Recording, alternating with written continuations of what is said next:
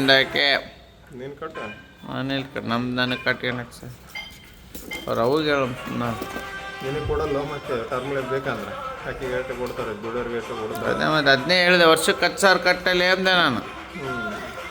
ಇಲ್ಲ ಇಲ್ಲ ಅಂತಾಳೆ. ಆದ್ರೆ ಮಕ್ಕಳಿಗೆ ಸೇಫ್ಟಿ ಇರುತ್ತೆ. ಅದನ್ನೇ ಹೇಳಿದ್ರೆ ಕೇಳೋಗ್ತದೆ ಅವ್ರು ಅವಾಗ ಹೇಳ್ಬೇಕು. ನಮ್ಮ ಮಂಜಿಗೆ ಬರ್ತೈತೆ ಅದೇ ಹಂಗೆ ಹಳೇದ ತಪ್ಪಲ್ಲ ಅವ್ರು ಏನು ದುಡಿದ್ರೆ ಅಳ್ತಾವ. ಮಂಜು ಪ್ರೀಮಿಯಮ್ ಜಾಸ್ತಿ ಇರ್ತದೆ. ಪ್ರೀಮಿಯಮ್ ಜಾಸ್ತಿ ಇರಲಿ ಅಳ್ತೈತೆ. ಅವ್ರು ತಿಂಗಳ ಸಂಬಳ ಬಂದ್ರೆ 15,000 ಬರೀ 15-16 ಸಾವಿರ EMIಗೆ ಹೋಗ್ಬಿಡ್ತಾವಂತೆ. ವ್ಯಾಪಾರ ಇರ್ತಾವೆ ಮತ್ತು ಎಲ್ಲ EMI ಗೀಚಿ ಬಜಾಜ್ ಫೈನಾನ್ಸ್ ಅಲ್ಲಿ ಇಲ್ಲಿ ತಗೊಂಬಂದ್ಬಿಟ್ರು ಅವರು. ಏನು ತಂದ ಇಲ್ಲೇ ಟಿ ವಿ ಫ್ರಿಜ್ ಅವು ತಗೊಂಡಿದ್ದು ಹಳೆಯವೇ. ಇನ್ನು ಏನಪ್ಪ ಮತ್ತೇನು ಅದ್ರ ಮೇಲೆ ಸಾಲ ತೊಗೊಂಡವ ಗೊತ್ತಿಲ್ಲ. ಹಾಂ ಮೊನ್ನೆ ಅಂದ ಇದು ಬಂದು EMIಗೆ ಹೋಗ್ಬಿಡ್ತಾವ್ರಿ ಒಂದು 15-16 ಸಾವಿರ ಅಂದ.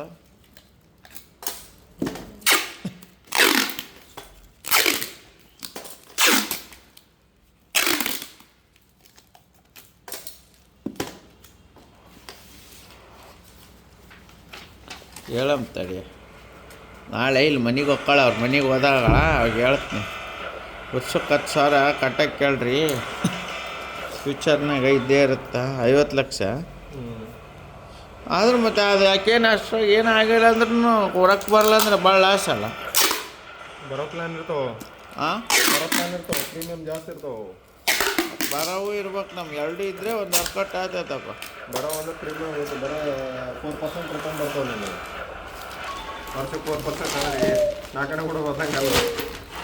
ಇಲ್ಲಪ್ಪ ಈಗ ಈಗ ಸಾಯ್ತಾರಂತಲೇ ಕಟ್ಟಕ್ಕೆ ಬರಲ್ಲಲ್ಲ ಎಲ್ಲರೂ.